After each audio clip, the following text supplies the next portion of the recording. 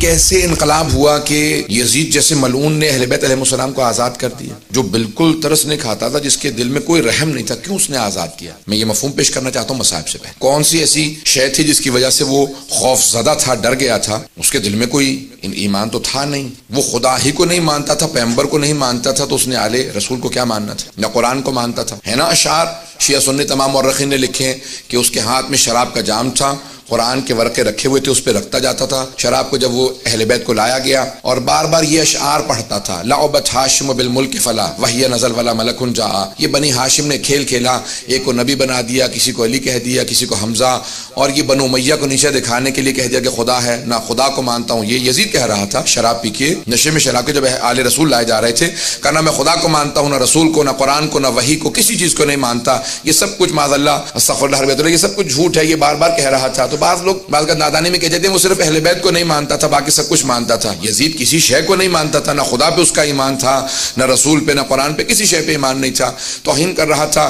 اس لیے یزیدان گرامی علیہ السلام نے کہا کہ اس نے پوری کوشش کی کہ جتنے بھی آثار ہیں وہ ختم کر دیے جائیں۔ اب وہ میں ایک خطبے میں پیش کر چکا ہوں جناب زینب کبریٰ کے متعلق، جو میں نے خطبہ پیش کیا تھا اس میں تفصیل سے نے پیش کیا کہ بی بی نے پورے دربار کا ماحول منقلب کر دیا تھا، اس لیے اس نے خطبے کی امام سجاد کو اجازت دی تھی، وإلا اجازت نہیں دینا چاہتا تھا۔ امام خطبہ دیتے تھے، زنجیروں میں ہاتھ ڈال کے وہ بٹھا دیتے تھے، توق جو خاردار تھا گلے میں اس کو ہلاتے تھے، امام دوبارہ بٹھا دیے جاتے تھے کہ نہیں آپ خطبہ نہیں دے سکتے، کیونکہ یزید جانتا تھا اگر امام نے ایک خطبہ دیا تو پورا انقلاب برپا ہو جائے گا۔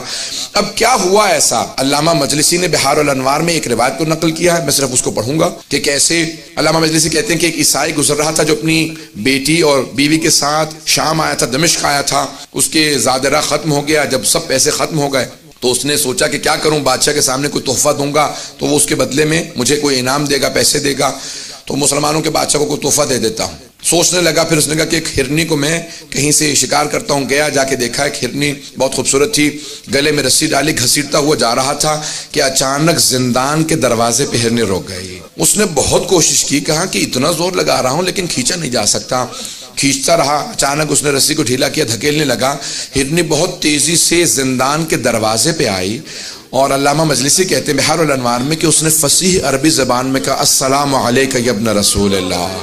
وہ عیسائی تھا، پریشان ہونے لگا کہ یہ کیا کیفیت ہے، جانور بول رہے ہیں، بڑا پریشان ہو کے آگے بڑھا دیکھنے کے لیے کہ زندان میں کون ہے جسے یہ ہرنی نے فصیح عربی زبان میں سلام کیا۔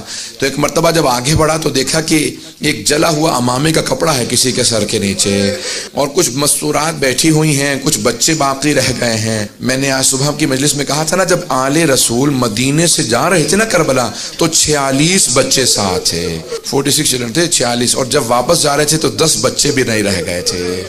نہ جانے کتنے بچوں کی شہادتیں ہوئی ہیں۔ آگے بڑھ کے دیکھنے لگا، امام سجاد فوراً اٹھے، زندان کے دروازے پہ آئے، اور ایک مرتبہ اس نے امام کی طرف دیکھا کہ آپ کون ہیں، آپ اس زندان میں کیوں ہیں، یہ ہرنی کیوں بول رہی ہے، اور آپ کا مقام کسی کو کیوں معلوم نہیں؟ امام نے ہرنی کی طرف دیکھا، دیکھنے کے بعد کہا کہ یہ ہرنی مجھ سے صرف اتنا کہہ رہی ہے کہ مجھے اتنی دیر کی مہلت دلا دیں، میرے 2 بچے ہیں اس پہاڑ کے پیچھے، میں انہیں دودھ پلا کے واپس آ جاؤں۔ امام نے پلٹ کے اس عیسائی سے کہا میں تجھے ضمانت دیتا ہوں یہ ہرنی واپس آ جائے گی، بس اسے اتنی مہلت دے دے، اپنے بچوں کو دودھ پلا دے۔ اس نے فوراً اس ہرنی کو آزاد کر دیا، کہ میں نے آپ کی وجہ سے اسے آزاد کر دیا، یہ ہرنی آپ سے مہلت مانگ رہی ہے، یہ آپ کو کیسے معلوم؟ امام نے کیسے آزاد کر دے، میں حجت خدا ہوں۔ کہا آپ کون ہیں؟ کہا تو نے مسلمانوں کے آخر نبی جو ہیں، نبی آخر زمان، ان کا نام سن رکھا ہے؟ کہا ہاں محمد مصطفیٰ۔ کہا کہ ان کے 2 نواسے تھے، حسن و حسین، میں حسین کا بیٹا ہوں۔ اب وہ تڑپنے لگا، کہا یہ سارے مسلمان ہیں اس شہر کے اندر، اور ان میں سے کوئی بھی آپ کی حرمت کو نہیں جانتا، کوئی آپ کے مقام و عظمت کو نہیں سمجھتا۔ ایک مرتبہ اس نے گھروں پہ جانا شروع کیا، دروازوں پہ دستک دینا شروع کی، مسلمانوں باہر آ جاؤ، یہ تمہارے نبی کی ذریت ہے جو قید خانے میں، یہ آل نبی ہیں جو تمہارے قید خانوں میں ہیں۔ مسلمان باہر نکلتے، وہ ایک مرتبہ آ کے پوچھنے لگا یہ مستورات کون ہیں؟ کہا یہ نبی کی نواسیاں ہیں، یہ علی کی بیٹیاں ہیں۔ جب اس نے زیادہ شور مچایا تو یزید کے جو سپاہی تھے انہوں نے اس کو گرفتار کر لیا۔